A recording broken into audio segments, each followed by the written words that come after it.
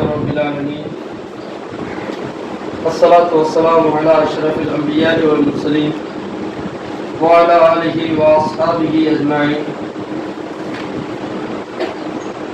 نحمده ونستعينه ونستغفره ونؤمن به ونتوكل عليه ونعوذ بالله من شرور أنفسنا ومن سيئات أعمالنا من يهد الله فلا مضل له ومن يضلل فلا هادي له ونشهد أن لا إله إلا الله وأشهد أن محمدا عبده ورسوله أما بعد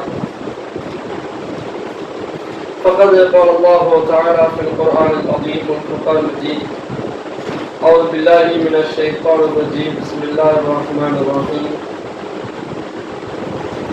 يا أيها الذين آمنوا اتقوا الله حق تقاته ولا تموتن إلا وأنتم مسلمون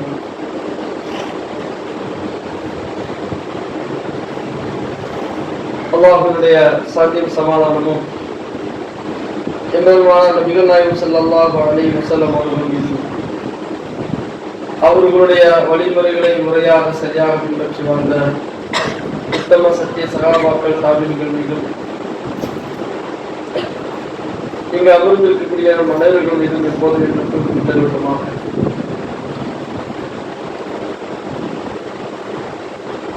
இல்லாமல் அல்லாஹ்வுடைய நல்லடியார்களே, அல்லாஹ்வுடைய மாபெரும் வரலாறு நாம் எல்லாம் ரமலான் என்கின்ற ஒரு புனிதமான ஒரு மாதத்திலே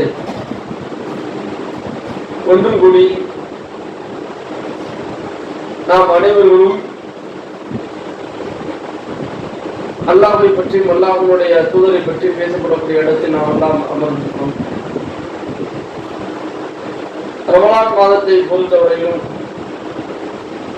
காலம் காலமாக நாம் பேசப்படக்கூடிய நமக்கு பரிச்சயமான நமக்கு தெரிந்த சில ஹதீஸ்களை நினைவூட்டியதற்கு பிறகு நான் இந்த தலைப்பிற்குள் செல்கிறேன் இன்ஷா அல்லாஹ். இல்லாமல் அல்லாஹ்வுடைய நல்லடியார்களே, ரமலான் மாதத்தை பொறுத்தவரையிலும் அல்லாஹ் ரப்பல் ஆலமீன் இந்த உலகம் எதிர்பார்க்கக்கூடிய, உலகத்தில் பேசப்படக்கூடிய, உலகம் தங்களுக்கு மத்தியிலே பழக்கத்தில் இருக்கக்கூடிய அந்த விஷயங்களை அல்லாஹ் ரப்பல் ஆலமீன் முன்னிறுத்தி பேசவில்லை.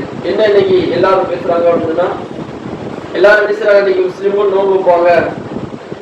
அந்த நோன்பு எப்படி இருந்துச்சுன்னா, காலையில இருந்து சாயந்தரம் என்ன செய்ய மாட்டாங்க, எதுவும் சாப்பிட மாட்டாங்க, தண்ணி குடிக்க மாட்டாங்க அப்படிங்கிறது தான் எல்லாருடைய பதில். ஆனா நோன்பு அப்படிங்கிறது அதுக்கு தான் வைக்கப்படுகிறதா? பசியோடு இருக்க வேண்டும் என்பதற்காக வேண்டிதான் நோன்பு வைக்கிறோமா? தாகமா இருக்கணும் அப்படிங்கிறதுக்காக வேண்டிதான் நோன்பு வைக்கிறோமா? வேற எதுக்காக நாங்க நோன்பு வைக்கிறோம்? இறையச்சம் அதிகரிப்பது. சரிங்களா? இறையச்சம் அப்படிங்கிறது என்ன? இறையச்சம் என்றால் என்ன?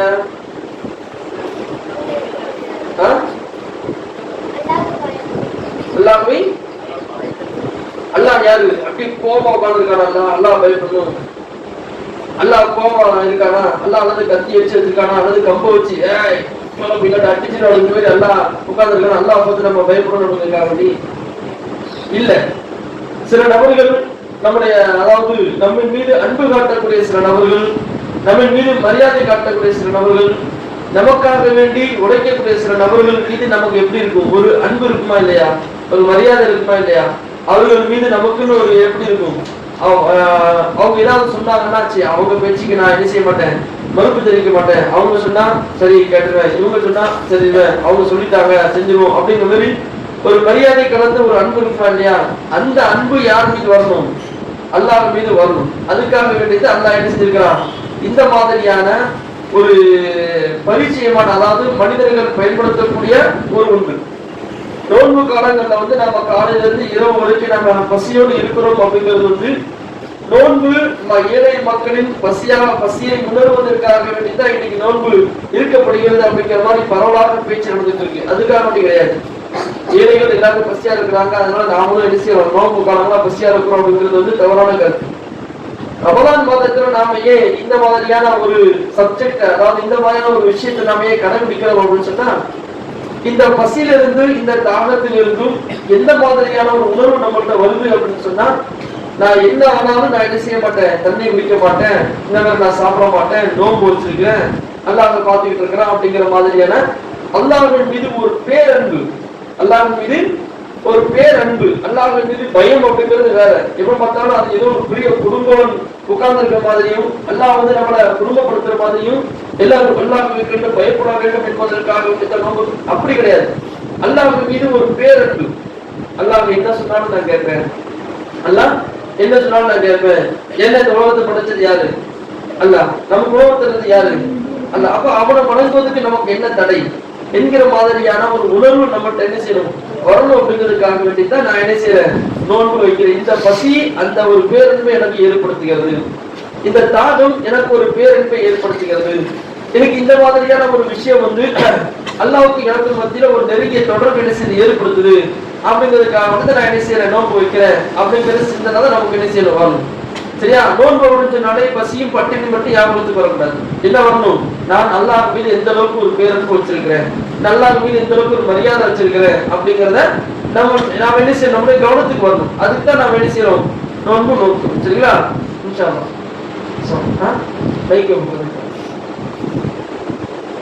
சரி, அப்பதான் நம்ம என்ன செய்யணும், நோன்பு வைக்கணும். சரி, இந்த ரமலான் மாதத்தை பொறுத்தவரையிலும் நிறைய விஷயங்கள் இருக்கு.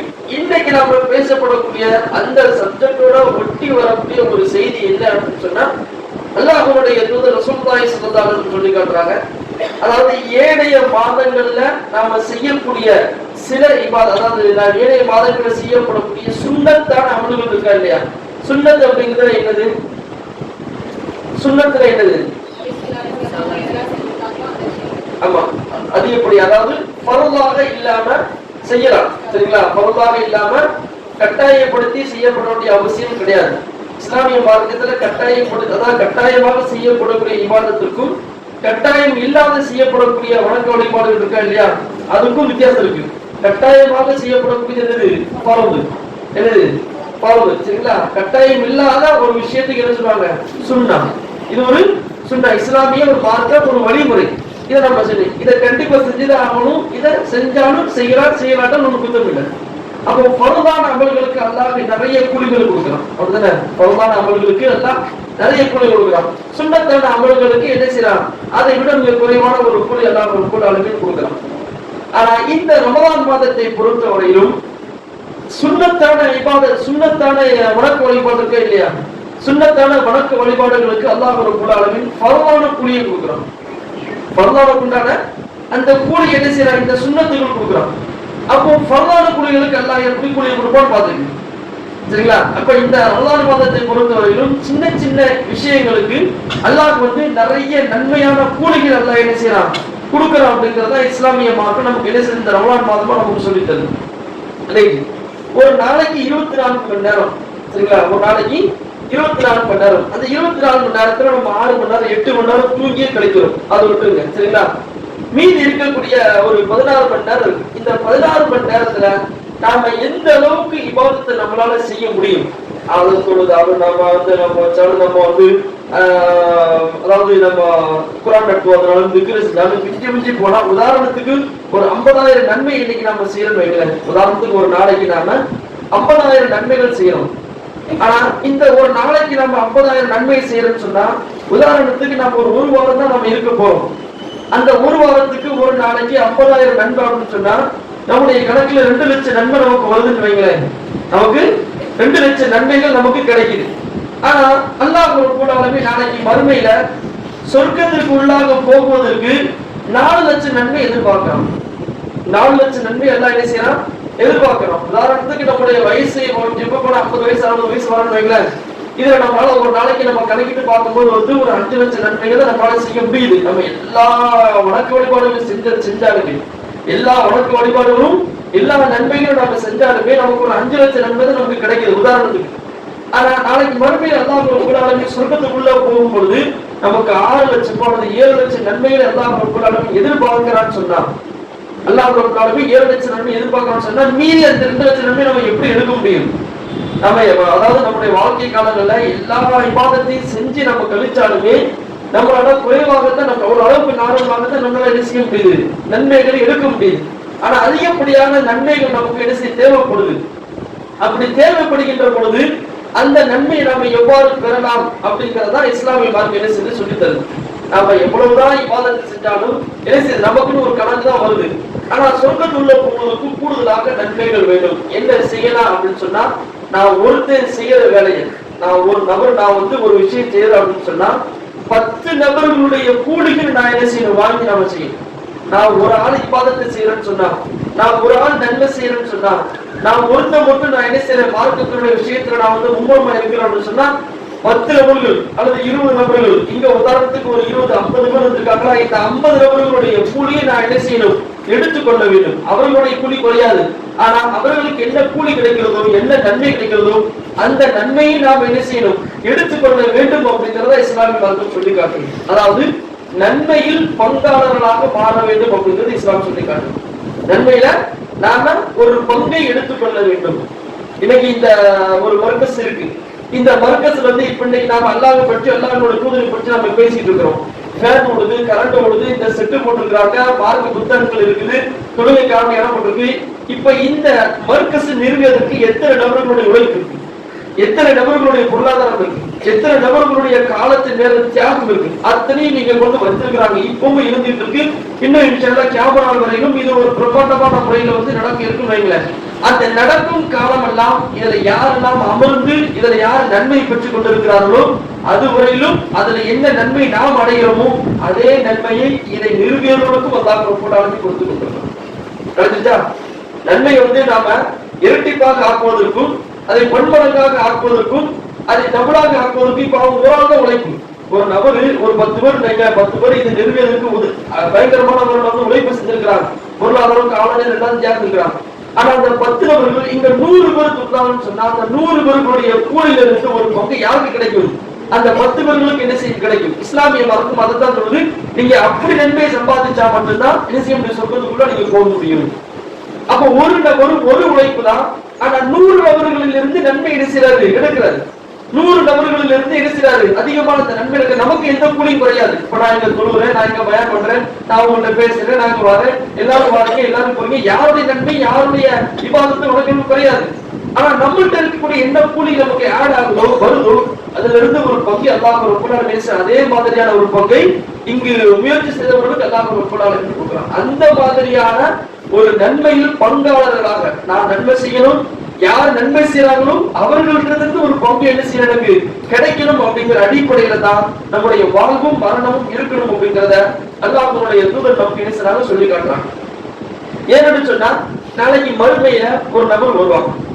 நாளைக்கு மறுமையில ஒரு நபர் வருவார். அல்லாஹ்வுடைய தூதர் சொல்றாங்க மன் முஃப்லிஸ், மன் முஃப்லிஸ். முஃப்லிஸ்னா யாரு அப்படின்னு ரசூலுல்லாஹ் கேக்குறாங்க. முஃப்லிஸ்னா யாரு தெரியுமா? யாரு?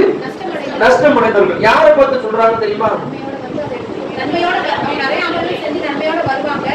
ஆனா அந்த மறுமையில தான் புத்தகத்துல உங்களுக்கு எதுவுமே கிடைக்காது. எல்லாத்தையும் கொடுத்து பார்த்தா நீங்க அவங்க தான் போய் சரி, நன்மையை கொடுத்துரும். அதுக்கப்புறம்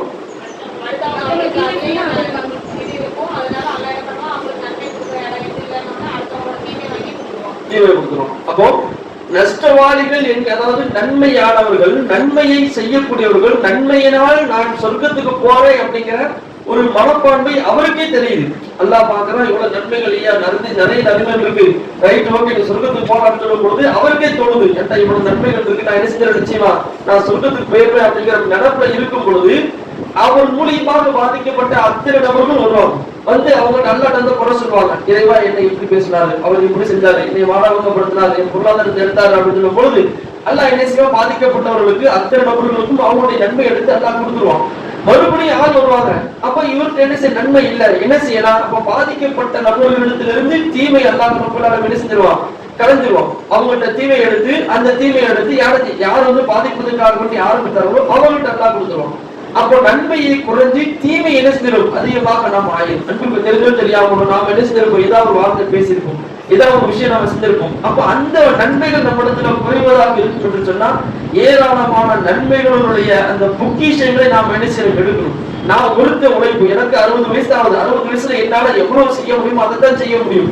ஆனா அத்தனை நபர்கள், எனக்கு முன்னாடி எனக்கு பின்னாடி என்னை சுற்றி இருக்கக்கூடிய அத்தனை நபர்களுடைய நன்மையிலிருந்து ஒரு பங்கை நாம் என்ன செய்யணும், எடுக்கக்கூடியவர்களாகத்தான் இருக்கணும் அப்படிங்கிறது இஸ்லாமிய மார்க்க பேசுறது சொல்லி காட்டும். அன்பிற்குரியவர்களே, அல்லாஹ்வுடைய நபி நாயகம் ஸல்லல்லாஹு அலைஹி வஸல்லம் சொல்லி காட்டுகிறார்கள், லா தஹ்ரிகன்ன மஅரூஃபின் ஃபி ஷைஆ.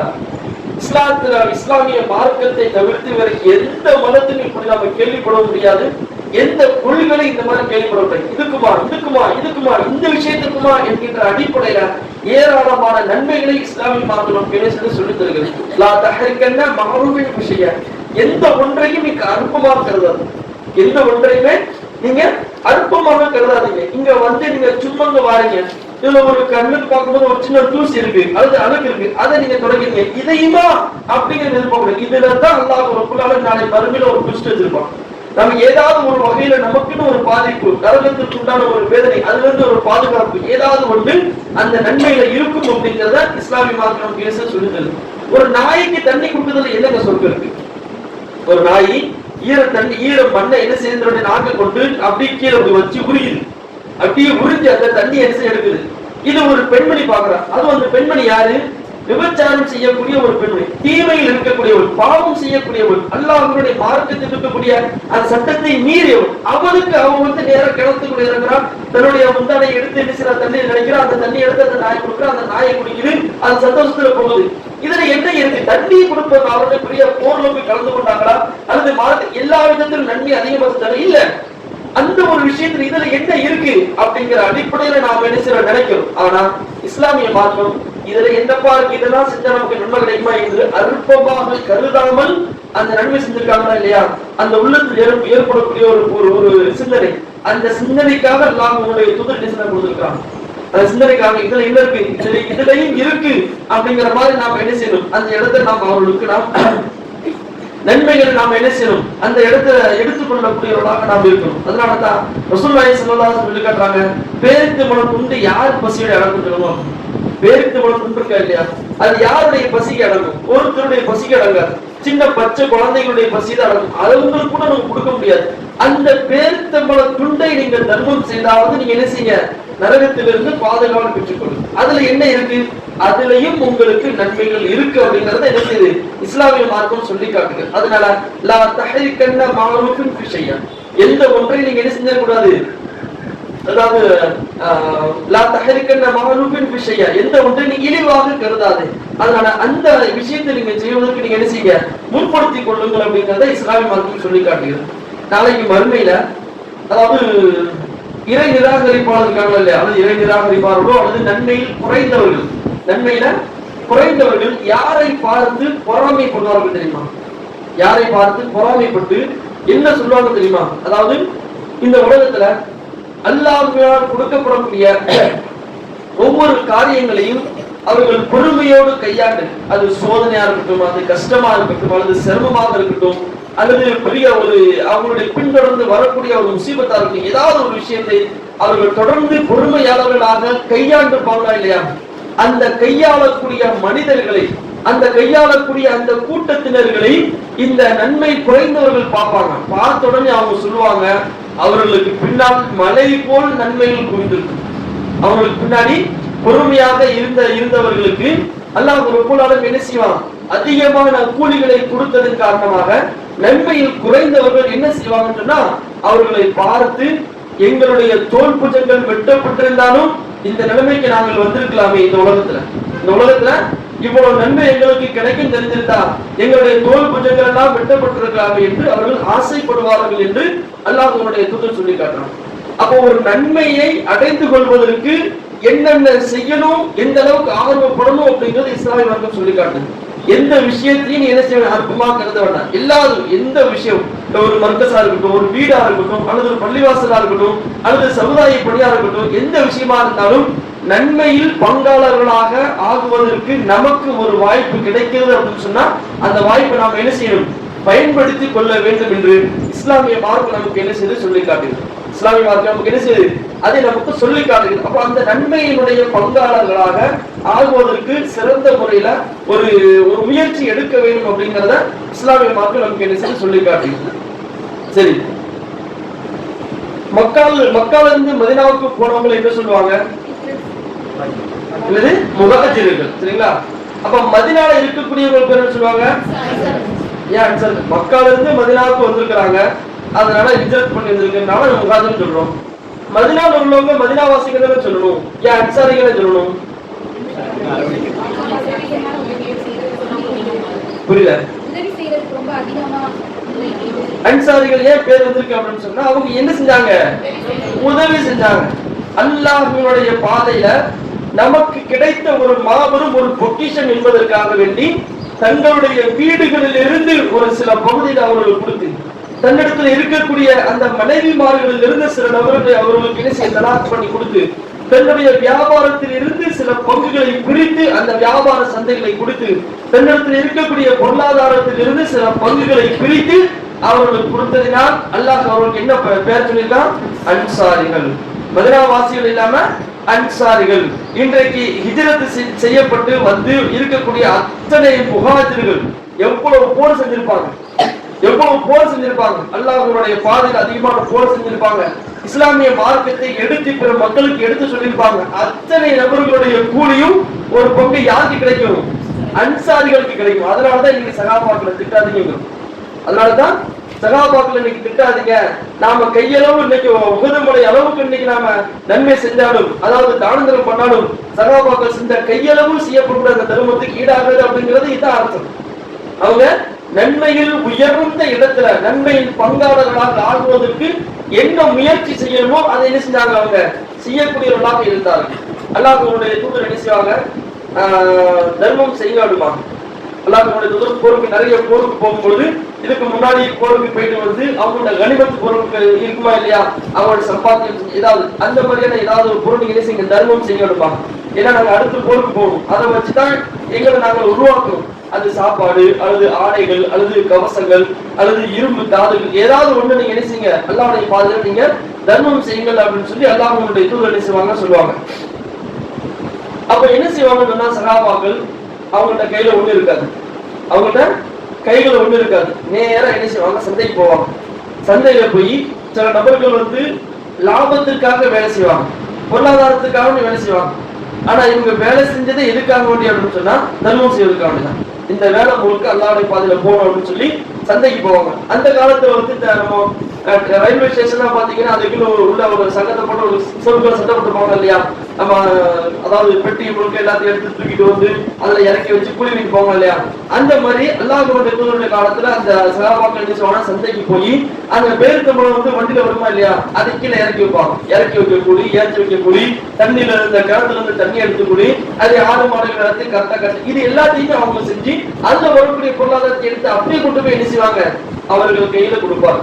இப்ப அவர்களுக்கு என்ன பங்கு, அதை வச்சு யாரு போருக்கு போறாங்களோ, அதை வச்சு யாரு போருக்காக வேண்டிய அல்லாஹ்வுடைய பாதையில போறாங்களோ அதற்கு உண்டான நன்மைகளும் இவங்களுக்கு கிடைக்கும் அப்படிங்கிறது அல்லாஹ் ரப்பல் ஆலமீன் தன்னுடைய திருமறையில சொல்லி காட்டுகிறார். அன்பிற்குரியவர்களே, அல்லாஹ் ரப்பல் ஆலமீன் தன்னுடைய திருமறையில சொல்லி காட்டுவான். என்னது? அதாவது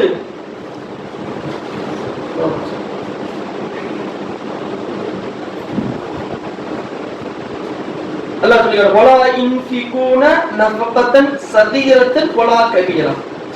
அவர்கள் தர்மம் செய்வது குறைவாக இருந்தாலும், அதாவது சிறியதாக இருந்தாலும் பெரியதாக இருந்தாலும், வலா யக்தஊன வாதியன் இல்லா குதிபலஹும் லியஜ்ஸியஹுல்லாஹ்.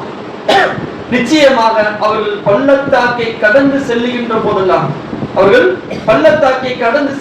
போதெல்லாம், அதற்காக யாரெல்லாம் உதவி செய்தார்களோ, ஒரு போருக்காக ஒரு கூட்டம் ஒரு இடத்துல இருந்து ஒரு இடத்தை தாண்டி போகுது, அது பள்ளத்தாக்கை கடந்து போறாங்க, கடல் கடந்து தாண்டி போறாங்க, பாலைவனத்தை தாண்டி போறாங்க, இப்படி ஏராளமான ஊர்களை கடந்து போறாங்க. அவங்க போய் அந்த இடத்துல போய் போர் செய்யறாங்க. ஆனா அந்த போருக்காக வேண்டி யாரெல்லாம் உதவி செஞ்சார்களோ அவர்களுடைய கூலியை நாம் என்ன செய்ய மாட்டோம்? ஒருபோதும் வீணாக்க மாட்டோம். அவர்களுக்கு என்ன கூலியோ அந்த கூலியும் என்ன செய்யப்படும்? தர்மம் செய்தவர்களுக்கும் அதற்காக உழைத்தவர்களுக்கும் நாம் என்ன செய்வோம்? அந்த கூலியை கொடுப்போம் என்பதை அல்லாஹ் ரப்பல் ஆலமீன் சொல்லிட்டாங்க. அன்பிற்குரியவர்களே, அப்போ நன்மையில் பங்காளர்களாக ஆகுவதற்கு நாம எந்த வகையில முயற்சிக்க வேண்டும் அப்படிங்கிறது அல்லாஹ்வுடைய தூதர் நமக்கு என்ன செய்றாங்க சொல்லி காட்டுறாங்க. இன்னைக்கு நாம இந்த ஒரு மர்கஸ் இருக்கு. இந்த மர்கஸ்ல இப்ப என்னென்ன வகையில எல்லாம் அல்லாஹ்வுடைய பாதையில சில விஷயங்கள் நடக்குதோ அந்த விஷயங்களுக்கு நாம் என்ன செய்யணும், ஒத்துழைப்பு கொடுக்கக்கூடியவர்களாக நாம் இருக்கணும். இப்ப இந்த இடத்துல ஒரு நிகழ்ச்சி நடக்குது, இப்ப இஃப்தார் நிகழ்ச்சி நடக்குது, இப்ப அதுல ஒரு பயான் நடக்குது. அந்த பயானுக்கு நம்ம வெளியூர்ல இருந்து நம்ம இங்க வந்திருக்கோம், இந்த இடத்துல உட்கார்ந்து நம்ம பயன் பண்றோம். இதுல இத்தனை நபர்கள் இருக்கிறாங்க அப்படின்னு சொன்னா இந்த இடத்துக்கு இந்த விஷயத்துக்கு யாரெல்லாம் உழைப்பு செய்திருக்கிறீர்களோ அத்தனை நபர்களுக்கும் அல்லாஹ் என்ன செய்றான், இந்த கூலியை எழுதுகிறான். இங்க நடக்கக்கூடிய அத்தனை கூலி யாருக்கெல்லாம் எப்படி நடக்கிறதோ அது எல்லாத்துக்குமே எந்த நன்மையும் குறையாம அந்த உழைப்பு செஞ்சவர்களுக்கு எல்லா கூலியும் அல்லாஹ் ரப்பல் என்ன செய்றான், கொடுக்குறான். இது இதுக்கு மட்டுமில்ல பெருநாள் துறைக்கு இந்த மர்கஸுக்கு என்னென்ன அந்த ஒத்துழைப்பு தேவைப்படுகிறதோ அந்த ஒத்துழைப்பு கொடுக்கக்கூடிய வகையில எல்லா வகையிலுமே நாம் என்ன செய்யணும், முயற்சிக்கக்கூடியவர்களாக நாம் இருக்க வேண்டும். அப்படிதான் அல்லாஹ்வுடைய தூதர் என்ன செஞ்சிருக்கிறாங்க, கொடுத்திருக்காங்க. அப்போ நன்மையில் பங்காளர்களாக ஆகுவதற்கு நாம் என்ன செய்யணும், முயற்சிக்கணும். அல்லாஹ்வுடைய தூதர் ஒரு செய்தி சொல்றாங்க, என்னது, அதாவது ஒரு விஷயத்திற்கு 3 பேர் என்ன செய்ய பங்களிப்பு கொடுக்குறாங்க. ஒரு விஷயத்திற்கு 3 பேர் பங்களிப்பு கொடுக்குறாங்க. அந்த 3 நபர்களுமே அல்லாஹ் என்ன செய்யறான், சொர்க்கத்தில் கொடுக்குறான். 3 நபர்களுக்குமே அல்லாஹ் ரப்பல் ஆலமீன் சொர்க்கத்தில் கொடுக்குறான். என்ன விஷயம் அப்படின்னா, அதாவது போருக்காக வேண்டி அம்புகள் தயார் செய்வாங்களா இல்லையா, ரசூலுல்லாஹி காலத்துல அம்புகள் தயார் செய்வாங்களா இல்லையா, அந்த தயார் செய்யக்கூடிய ஒரு நபர். ஏன்னா அவங்களால என்ன செய்ய முடியாது, போருக்கு வர முடியாது, அவங்க ஊர்ல உட்கார்ந்து என்ன செய்யணும் பார்த்துக்கணும். அந்த அம்புகள் தயார் செய்யக்கூடிய அந்த மனிதர்களையும் போர்ல இந்தாங்க அம்பு நீங்க எடுத்து ஏங்க, இந்தாங்க அம்பு அப்படின்னு சொல்லி அவர்களுக்காக உதவி செய்யறாங்களா இல்லையா, அவர்களும் அம்பை எடுத்து அல்லாஹ்வுக்காக வேண்டி எதிரிகளை நோக்கி இருந்து அவர்கள் என்ன செய்யறாங்க, எதிரிகளை துவம்சம் பண்றாங்களா இல்லையா. ஆக்சுவலி அந்த இடம் தான் முக்கியமான இடம். அல்லாஹ்வுடைய பாதையில போர் செய்யறதா ஒரு பயங்கரமான ஒரு சூழ்நிலை. அந்த இடத்துல கிடைக்கக்கூடிய அவருக்கு கிடைக்கக்கூடிய அந்த நன்மை யாருக்கெல்லாம் போகுது, அந்த அம்பை செஞ்சவங்களுக்கு. ரசூலுல்லாஹி ஸல்லல்லாஹு அலைஹி வஸல்லம் இது அபூதாவுது, நஸஈ, அதெல்லாம் முஸ்லிம்ல இந்த கிதாப் இந்த ஹதீஸ் செய்யப்பட்டிருக்கு, பதியப்பட்டிருக்கு. அப்ப அவங்களுக்கு எல்லாம் என்ன செய்து போகி இவர்களுடைய வெற்றி இந்த 3 நபர்களுக்கும் உண்டாகி இந்த 3 நபர்களும் சொர்க்கத்துக்கு போறாங்க. யாரு, அம்பு செஞ்சவங்க, அந்த அம்பை எடுத்து கொடுத்தவங்க, அதை ஏற்றி விட்டவங்க, அது அந்த இடத்துல போய் சண்டை போட்டவங்க, எல்லாத்துக்குமே என்ன செய்யப்படுது, இந்த நன்மைகளும் இந்த சொர்க்கமும் அவர்களுக்கு கிடைக்குது அப்படிங்கிறது அல்லாஹ்வுடைய தூதர் சொல்லி காட்டுறாங்க. அப்போ நன்மைக்காக வேண்டி எந்த வகையில நம்முடைய முயற்சிகள் இருக்கலாம் அப்படிங்கிற வகையில நாம என்ன செய்யணும், அதை கண்காணித்து அதை நாம நம்முடைய உள்ளத்துல கொண்டு வந்து எந்த இடத்துல மார்க்க பணி நடக்குது, எந்த இடத்துல மார்க்க பயான்கள் நடக்குது, எந்த இடத்துல அதாவது திருமுறை பிரச்சாரங்கள் நடக்குது, எந்த இடத்துல எந்த மாதிரியான உணர்வுகள் இருக்கு அப்படிங்கிறத பார்த்து நாம என்ன செய்யணும், அதற்காக வேண்டி நம்முடைய பங்களிப்பை நாம கொடுக்கக்கூடியவர்களாக இருக்கிறோம் அப்படின்னு சொன்னா நிச்சயமாக அல்லாஹ் அந்த நற்கூலியை ஒரு நபருக்கு மட்டும் கொடுக்க மாட்டான். அந்த ஒரு நபருக்கு மட்டும் அல்லாஹ் என்ன செய்ய மாட்டான், கொடுக்க மாட்டான். அங்கு உழைத்த அத்தனை நபர்களுக்கும் அல்லாஹ் என்ன செய்வான், கொடுத்து கொண்டே இருப்பான். அதுல எந்த மாற்று கருத்தும் இருக்காது என்பதை தான் இஸ்ராயல் மார்க்கம் சொல்லி காட்டுங்க. இன்னைக்கு நோன்பாளிகளுக்காக வேண்டி முயற்சி செய்யக்கூடியவங்க யாரு, நீ குடும்பத்தில் இருக்கக்கூடிய அதிகமான பெண்கள் என்ன செய்வாங்க, தன்னுடைய கணவன், தன்னுடைய பிள்ளைகள், தன்னுடைய அண்ணன், அதனுடைய தம்பி, தன்னுடைய குடும்பம், இவங்களுக்கு எல்லாம் என்ன செய்வாங்க, நோன்பிற்காக வேண்டி சக உணவாக இருந்தாலும் சரி, இஃப்தார்ல செய்யப்படக்கூடிய உணவுகளாக இருந்தாலும் சரி, இதெல்லாம் என்ன செய்யறாங்க, அவங்களுக்காக வேண்டி நல்ல முறையில் செய்து கொடுக்கக்கூடியவர்களாக இருக்கிறாங்க. அப்போ அப்படி நன்மையை கொண்டு அந்த இஃப்தாரை கொண்டு நோன்பாளிகள் நோன்பு திறக்கின்ற போது அந்த நோன்பாளிகளுடைய நன்மைகளும் யாருக்கு கிடைக்குது, அதை தயாரித்த நபர்களுக்கு அல்லாஹ் ரப்பல் ஆலமீன் கொடுக்கிறான். ஆனா இதுல ஒரு முக்கியமான விஷயம் என்னன்னு சொன்னா, ஒவ்வொரு நபர்களும் அந்த நன்மையை செய்வதற்கும் அந்த நன்மையில் பங்காளர்களாக ஆகுவதற்கும் தங்களுடைய உள்ளங்களையும் தங்களுடைய நியத்துகளையும் பரிபூர்ணமான அடிப்படையில, இஹ்லாஸான அடிப்படையில அதை என்ன செய்யணும், மேற்கொள்ள வேண்டும் அப்படிங்கிறது இஸ்லாமிய மார்க்கம் சொல்லி காட்டுங்க. இஹ்லாஸ் அப்படிங்கிற ஒரு பகுதி அந்த நன்மை. ஏன்னா இன்னைக்கு சில நபர்கள் நன்மை செய்வாங்க, சில நபர்கள் நன்மை செய்யக்கூடிய அந்த பக்கம் வரும்பொழுது விருப்பம் இல்லாம வேண்டாம் விருப்பம், இதை நாம செய்யணுமா, இங்க வர நாம போகணுமா, இங்க போனா இந்த வேலையை சொல்லுவாங்களே, அங்க போனா அந்த வேலையை சொல்லுவாங்களே, இதை செய்யணுமா அதை செய்யணுமா அப்படின்னு சொல்லி சில சோம்பேறித்தனத்தோடு என்ன செய்வாங்க, செய்யக்கூடியவர்களாக இருப்பாங்க.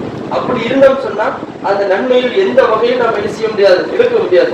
குறிப்பாக இங்க பாடம் படிக்கக்கூடிய குழந்தைகளாக இருந்தாலும் சரி, இளைஞர்களாக இருந்தாலும் சரி, என்ன செய்யணும், ஒவ்வொரு இடத்திலையும் மார்க்க பணிகள் எங்க நடக்குதோ அங்க ஒத்துழைப்பு கொடுக்கக்கூடிய ஒரு நல்ல பிள்ளைகளாக என்ன செய்யணும் இருக்கணும். சரிங்களா? அது ஒரு மதரசாவோட நிகழ்ச்சியாக இருக்கட்டும் அல்லது இதை போன்ற பயான் நிகழ்ச்சிகளாக இருக்கட்டும், எந்த வகையா இருந்தாலும் ஒரு பள்ளிவாசல் அப்படிங்கிற வரும் பொழுது அதற்குண்டான அந்த இஃப்தார் நிகழ்ச்சி வரும் பொழுது அதற்காக நாம் என்ன செய்யப்பட முயற்சிகள் எடுக்கக்கூடியவர்களாக நாம் இருக்க வேண்டும்.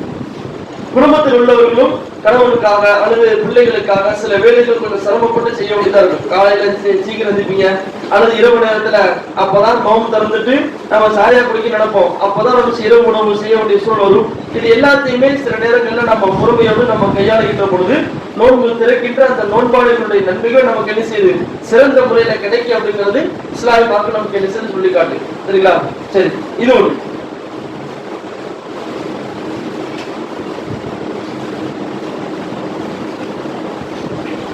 இஸ்லாமிய மார்க்கம் நமக்கு தரக்கூடிய நன்மைகள்ல மிக உச்சகட்டமான உயர்ந்த நன்மைகள் அப்படின்னு சொல்லி இருக்கு.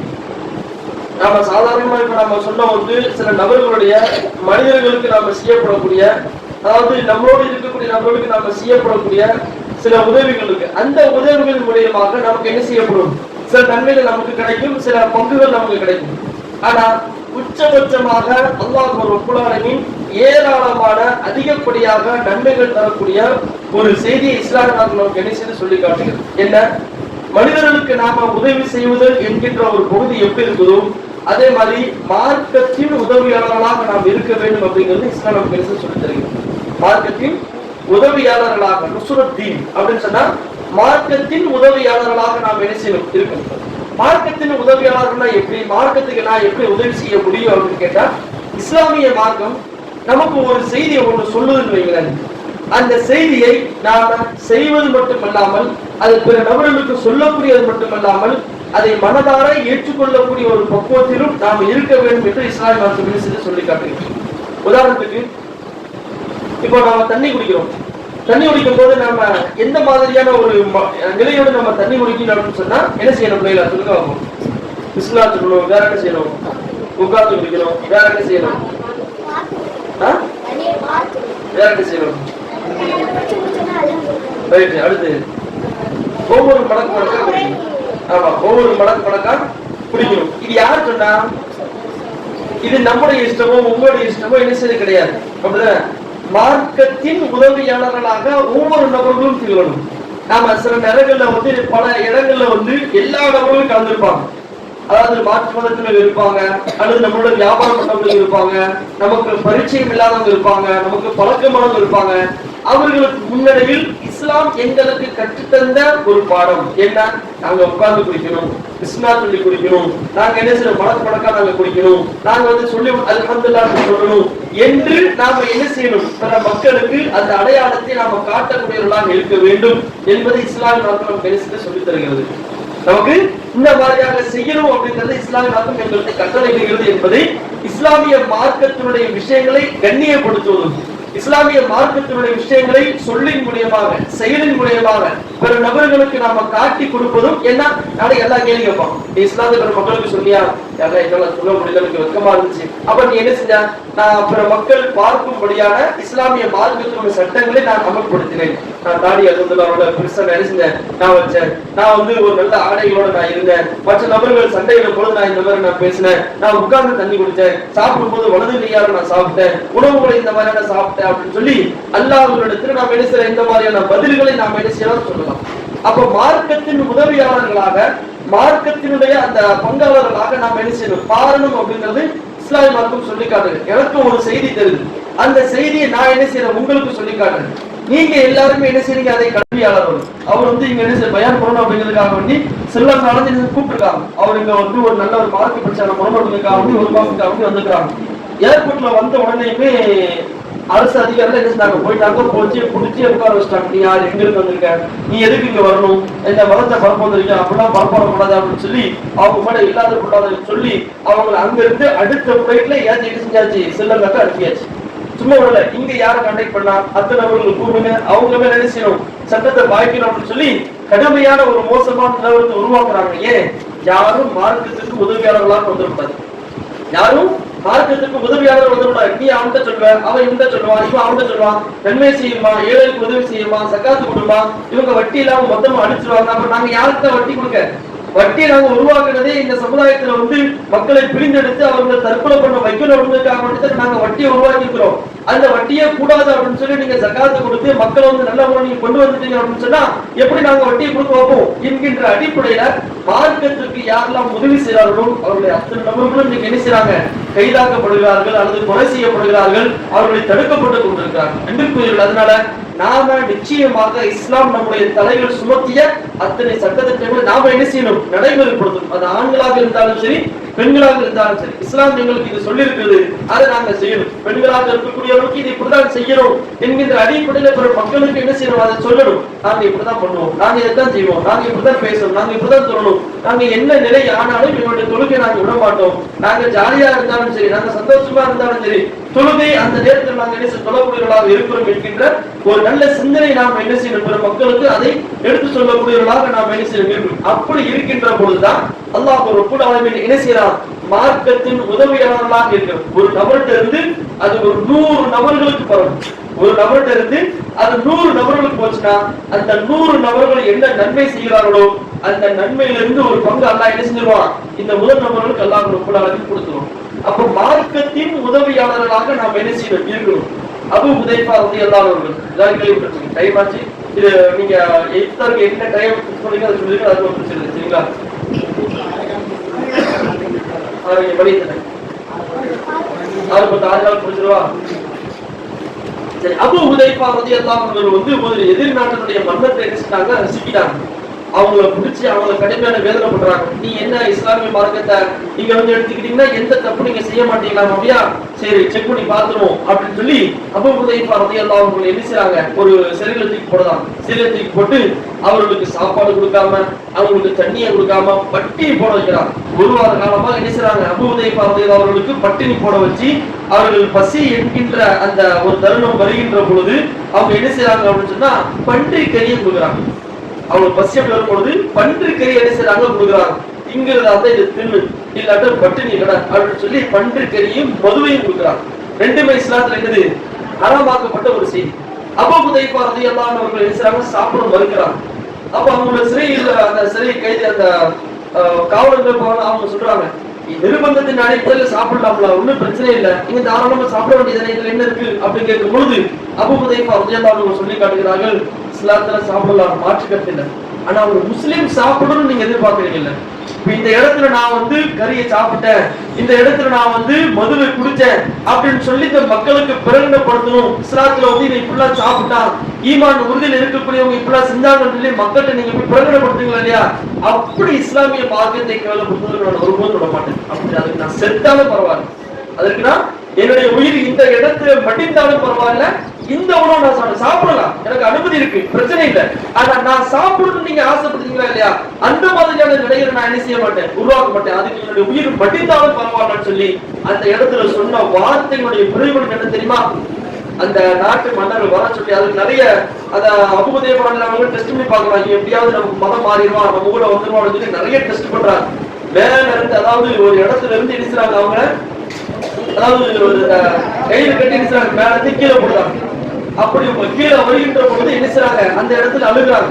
அவர் அதை கேட்டு என்ன செய்றாங்க? அந்த மன்னர் கேட்டு, நீ என்னாச்சு, உனக்கு பயம் இல்லையா, ஏன் எதனால இப்படிலாம் இருக்கிறான்னு கேட்கும் பொழுது, என்னுடைய உயிர் எனக்கு ஒரு தடவை தான் கொடுக்கப்படுது, அது 100 தடவை கொடுக்கப்பட்டாலும் இஸ்லாத்துக்கு நான் கொடுப்பேன் அப்படின்னு சொல்லி மார்க்க சம்பந்தமான சிந்தனைகளை வெளிப்படுத்தும் பொழுது அந்த மன்னர் அப்படி கண்கலங்கி அழுகுறாரு. என் நெத்தியில ஒரு புத்தகம் உண்டு, அது போதும், நீங்க ஊருக்கு கிளம்பு அப்படின்னு சொல்லி அபூ ஹுதைஃபா ரலியல்லாஹு அன்ஹு செய்றாங்க, அங்க இருந்து அனுப்புறாங்க. அன்பிற்குரியவர்களே, அப்போ மார்க்கத்தின் உதவியாளர்களாக நாம் என்ன செய்ய இருக்கணும்? இஸ்லாம் நமக்கு என்ன ஒரு சட்ட வழிமுறை சொல்லியிருக்கிறதோ, இஸ்லாம் நமக்கு என்ன ஒரு ரூல்ஸ் சொல்லியிருக்கிறதோ அதை நாம என்ன செய்யணும்? அதை செய்து காட்டக்கூடியவர்களாக இருக்கணும். அதை நாம நல்ல முறையில செஞ்சு காட்டக்கூடியவர்களாக இருக்கணும். அப்படி செஞ்சு இஸ்லாம் இப்படிதான் அப்படிங்கறத தெளிவான முறையில சொல்லக்கூடியவர்களாக நாம் என்ன செய்யணும்? அப்படி இருக்கக்கூடியவர்களுக்கு அல்லாஹ் என்ன செய்யறான்? அதை பார்த்து அதன் மூலியமாக உணர்ந்து அதன் மூலியமாக அவர்கள் இபாதத்தை செஞ்சு இப்படியெல்லாம் இருக்கக்கூடியவர்களுக்கு அல்லாஹ் என்ன செய்யறான்? யார் ஆரம்ப காலமாக இருந்தார்களோ அவர்களுக்கு அத்தனை நபர்களுடைய நன்மையும் அவர்களுக்கு கொடுக்கிறார். நம்ம மூலியமாக யாருக்கெல்லாம் இஸ்லாம் கிடைக்குதோ, நம்ம மூலியமாக யாருக்கெல்லாம் இஸ்லாமிய மார்க்க செய்திகள் கிடைக்குதோ, நம்ம மூலியமாக யாரெல்லாம் இஸ்லாமிய மார்க்கத்தினுடைய அந்த மார்க்க சட்டத்திட்டங்கள் தெரியுதோ, அந்த அவர்கள் அதை செய்யும் காலமெல்லாம் நமக்கு என்ன செய்யும், அது நன்மைகளாக நமக்கு வந்து கொண்டே இருக்கும். அதனால ஒவ்வொரு நபர்களும் மார்க்கத்தின் உதவியாளர்களாக நாம் வாழணும். அதுதான் இருக்கிறதுலேயே நன்மையை சம்பாதிப்பதற்குண்டான உச்சகட்டமான ஒரு வழிமுறை. இஸ்லாமிய மார்க்கத்துல நாம் ஒரு உதவியாளர்களாக மாறுவது அப்படிங்கிறது அதிகமாக நன்மை பெறுவதற்குண்டான என்னது ஒரு வழி. அதனால நாம எதை கேட்கிறோமோ அதை என்ன செய்யணும், நாம செயல்முறைப்படுத்தணும். இஸ்லாமிய மார்க்கம் நமக்கு என்ன சொல்லுதோ அதை நாம என்ன செய்யணும், செயல்முறைப்படுத்தணும். அதை நாம செய்வதன் மூலியமாக நம்மளை பார்த்து 4 பேர் என்ன செய்வாங்க, திருந்துவாங்க. நம்மளை பார்த்து 4 பேர் என்ன செய்வாங்க, மார்க்கத்தை கத்துக்கிடுவாங்க. அந்த கத்துப்பதன் மூலியமாக அல்லாஹ் நமக்கு என்ன செய்யலாம், அவர்கள் என்ன இபாதத் செஞ்சாங்களோ அதனுடைய நன்மை அல்லாஹ் நமக்கு தரும். ஆக அன்புக்குரியவர்களை, நிச்சயமாக நாம நன்மையில் பங்காளர்களாக மாறும். அது குறிப்பாக இந்த ரமலான் மாசத்துல கூடுதலாக நாம் என்ன செய்யணும், நம்முடைய இந்த இபாதத்தினுடைய இந்த வழிமுறைகளையும் பள்ளிவாசல்கள் தொடர்பாக மர்க்கஸ் தொடர்பாக என்னென்ன நன்மைகள் நாம செய்யணுமோ அந்த நன்மைகளை நாம் என்ன செய்யணும், அதிகமாக செய்யக்கூடியவர்களாக நாம் இருக்க வேண்டும். அந்த நன்மைகளை நாம் அதிகமாக செஞ்சு நாம நன்மையில் பங்காளர்களாக நாம் என்ன செய்யணும், மாறவும் செய்யணும். எந்த நன்மையை நாம் அதிகமாக சம்பாதிக்கிறோமோ அந்த நன்மையை முழுமையாக பாதுகாக்கக்கூடியவர்களாக நாம் என்ன செய்யணும், இருக்கணும். இந்த பொய் பேசுறது, புறம் பேசுறது, நாம நம்முடைய உள்ளத்துல வஞ்சகத்தோடு இருப்பது, பொறாமைப்படுவது, தீய குணங்களாக இருப்பது, இதை விட்டு நாம் என்ன செய்யணும். இந்த நோம்பு நமக்கு என்ன கற்றுத்தருது, வல்லம் மீது அவர் கவுன சூர் வல்ல அமல் வல்ல பலைசலில்லாய் ஆஜத்தல். அதாவது யார் பொய்யான பேச்சுகளையும் யார் மோசமான காரியத்தையும் விடவில்லையோ அவர்கள் பசித்திருந்தும் தாங்கித்திருந்தும் எந்த தேவையும் அல்லாஹ்வுக்கு இல்லை. அப்ப ஒரு நோன்பு நமக்கு நன்மையை கற்றுத்தருது அப்படின்னு சொன்னா நாம என்ன செய்யணும், அதுல சிறந்த முறையில பயணிக்கக்கூடியவர்களாக நாம என்ன செய்ய இருக்கணும். இந்த பொய் பேசுறது, புறம் பேசுறது, இந்த பொறாமைப்படுறது, கோல் சொல்றது, பிற நபர்களை இழிவாக கருது, இது எல்லாமே நம்முடைய நன்மைகளை அளிக்கக்கூடிய வகையிலாக என்ன செய்யுது, இருந்து கொண்டிருக்கிறது. அதையெல்லாம் நாம் என்ன செய்ய முழுமையாக மாற்றக்கூடியவர்களாக, நம்முடைய நன்மையை நாம் முழுமையாக பாதுகாக்கக்கூடிய மக்களாக நாம் என்ன செய்யணும், இந்த உண்மையை வாழ்ந்து மரணிக்க வேண்டும். அல்லாஹ் ரப்பல் ஆலமீன் நம்ம எதை பேசணுமோ அதை முறையாக சரியாக அமல்படுத்துவதற்கு அல்லாஹ் உங்களுக்கும் எனக்கும் என்னுடைய குடும்பத்தாருக்கும் என்னுடைய குடும்பத்தாருக்கும் முழுமையாக அருள் செய்வானாக. வாஹிதான அல்ஹம்துலில்லாஹி.